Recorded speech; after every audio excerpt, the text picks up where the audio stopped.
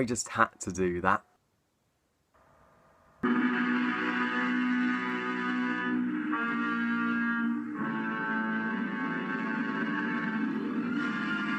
King Kong, the original 1933 classic, directed by Marion C. Cooper and Ernest Skolchak, and of course tells the story of Carl Denham, who's a movie maker. He's down on his luck, who decides to travel to the legendary and undiscovered Skull Island to shoot his movie, and for his leading actress he chooses the unlikely Anne Darrow, who unfortunately gets captured by the tribe on Skull Island and offered up to the last giant gorilla of his kind on the island, who is worshipped like a god, Kong himself, who they form a gradual friendship with after many time bonding, and it's up to the crew to go back and rescue Anne. But in the process, they capture Kong and bring him back to New York and put him up on Broadway. But of course, he escapes and tears shit up, and it leads to the epic climax of him fighting for his life against the planes on top of the Empire State Building. So yeah, with the release of Kong Skull Island, the newest installment of the rebooted monster movie franchise, leading up to the Kong vs. Godzilla movie, what I thought, what better time than to reflect and review the previous Kong movies, although I'm going to save my rants for the terrible 1976 version later this year. I thought, you know what, for now I'm just going to talk about the two great King Kong movies that we've had, the original 1933, this one, and of course the superior and underrated 2005 Peter Jackson remake, which is my personal favourite, spoiler alert, but I'll get to that one in the next review. So we've all seen this movie, we all know the story, and we all love it. So the original 1933 King Kong is still an absolute classic, and it's inspired countless directors, countless movie makers, myself included, and at its time it was an absolute landmark achievement and marvel in special effects. I mean, that's the whole reason why people adored it at the time. I mean, it may look dated now and not so impressive anymore in comparison to today's technology, but back in 1933, you think about it, they didn't see they had never seen effects like this before. They'd never seen a movie like this before. This was the first official groundbreaking monster movie, even before the Japanese Godzilla film. So they must have been absolutely blown away and captivated by it. I can't imagine. This at its time was the Star Wars and the Jaws of the 30s. It was that big of a deal, and has it held up today, 84 years later? Absolutely. This movie still remains a absolute classic monster movie, the one that started it all, and this is oddly enough the movie that inspired Peter Jackson to make movies himself. Well, which I will go into more detail in the Peter Jackson King Kong review. But what makes this movie so groundbreaking is, of course, you can't talk about it without its effects. Its effects are so cutting edge. I mean, think about it, they didn't have CGI back then, no computers, and yet how did they brilliantly bring Kong and Skull Island and the creatures on Skull Island, and how they did the climax on the Empire State with the planes without CGI, all with claymation and puppets. It's an absolute incredible achievement.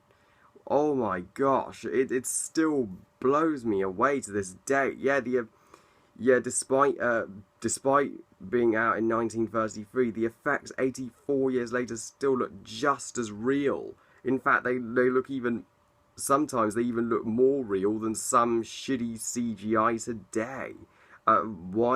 Why don't filmmakers bring back puppetry to movies? They really work. The puppetry here is absolutely outstanding. Kong himself is absolutely brilliantly brought to life.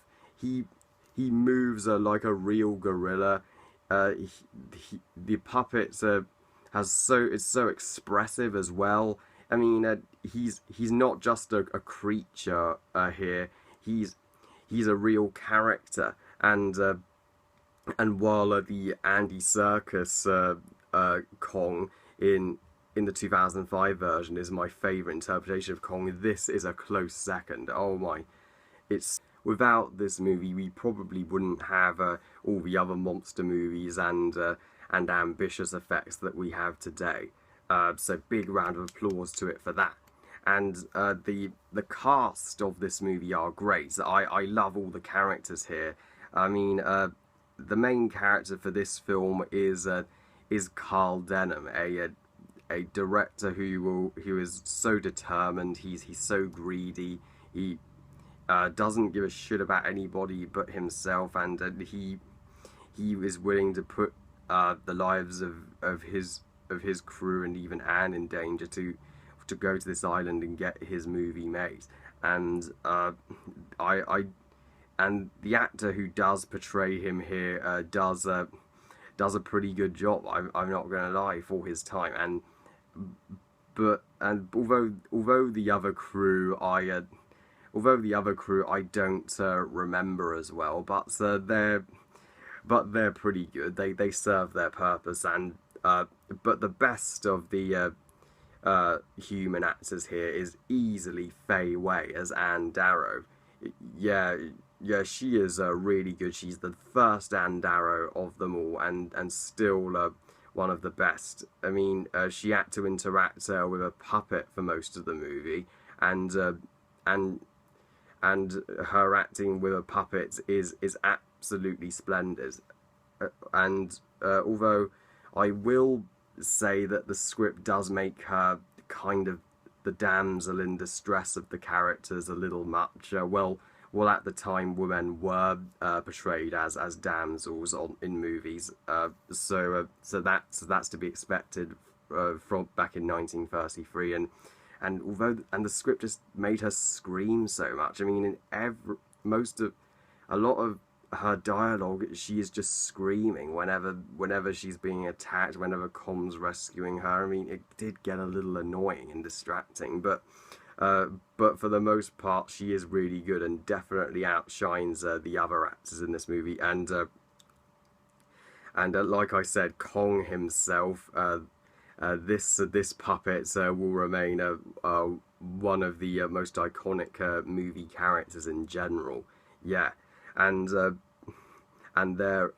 his relationship with Anne here is brilliantly done. How she is terrified of him at first, but eventually sees the good-hearted creature that he is, and Skull Island here. It's so well brought to life. I mean, the work they put into the sets, the natives and the dinosaurs. Yeah, the dinosaurs for claymation puppet dinosaurs look phenomenal. And they have some great action and chase scenes on Skull Island. That's still hold up. We have the Brontosaurus chase, the T-Rex fights, the log scene, the insect pits. Although it's only spiders in the insect pit in this version, I did think the insect pits and the natives were done infinitely better in the Jackson version, but I'll get to that in the next review. But and also the pterodactyl scene when Kong's wrestling the pterodactyl to protect Anne. That's an iconic movie shot of him holding the pterodactyl. So the action may not be the best today, but damn, back in 1933 it must have been freaking awesome to see that. Yeah, the effects in this movie are so good. Fun fact is that at the time it was advised not to see it, and because people might have had, seizures or gotten so excited they might have had heart attacks from how good the effects were. I know that's really shocking to say that today. I mean, nobody would ever be surprised by effects today because we see them in movies all the time. But back then, think about it, it was completely new. That's like that it was like landing on the moon for the first time. So it has to be really applauded for that. And the movie's the right length for this particular film. It's only an hour and a half, but that works. It don't have any pacing issues at all.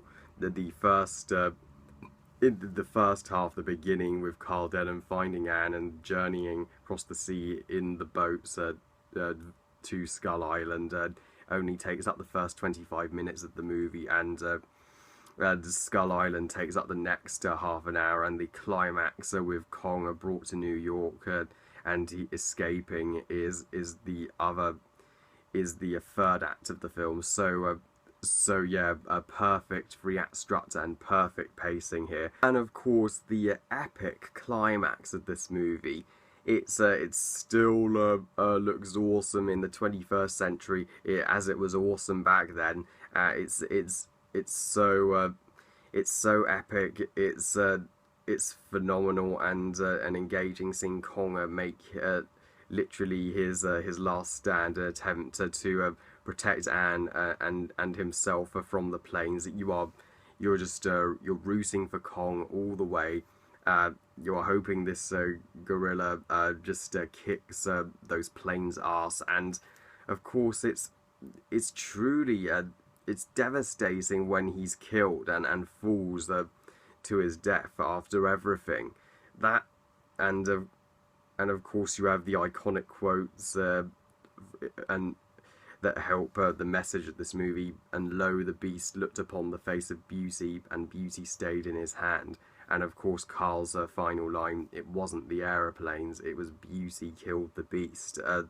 So that's implying if Anne had not been with Kong, Kong would not have been killed. That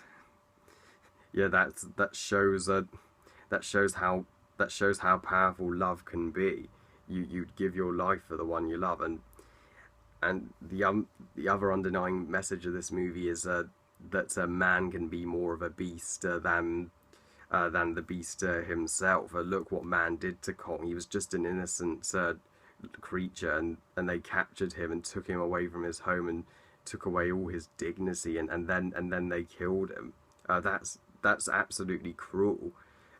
So yeah, it makes you treat all living creatures with some respect. Yeah, that's a message I have lived by for all my life. And yeah, the Empire State Kong versus the planes is the most iconic moment in the film. You can't have a King Kong movie without that scene, which is why Kong Skull Island, I think, is really going to pale in comparison. And the Empire State Building would not be as famous without that scene. Oh, as much as I love this movie, I do have a minor nitpick with it. I mean, I do think I'm sorry guys, but it is slightly dated now. I mean, it hasn't quite aged as well as it should. I mean, Anne is kind of the damsel in distress than she should be, and she is given a lot of screaming in her dialogue, but that's pretty much the only nitpick he'd have, and I don't mind that this movie's in black and white, although you can get it in colour now. This is what it looks like in colour. I appreciate that they've preserved this movie, because it is really special, and on the whole, guys, despite those minor nitpicks aside, King Kong is still an absolute classic and masterpiece of a monster movie. If you haven't seen the original 1933 King Kong, you are so missing out. I give King Kong 1933 5 stars out of 5. Well, I love you guys. Thank you for watching. I hope you guys enjoyed this review, and stay tuned for my review of the 2005 Peter Jackson King Kong remake, which I'm so looking forward to reviewing. And what do you think of this King Kong? Please comment, let me know. Please like this video and subscribe. I love making new subscribers and talking to you guys about movies and making new friends. Really appreciate that. And please follow me on Twitter and on Google+, and I'll see you next time. Bye, guys.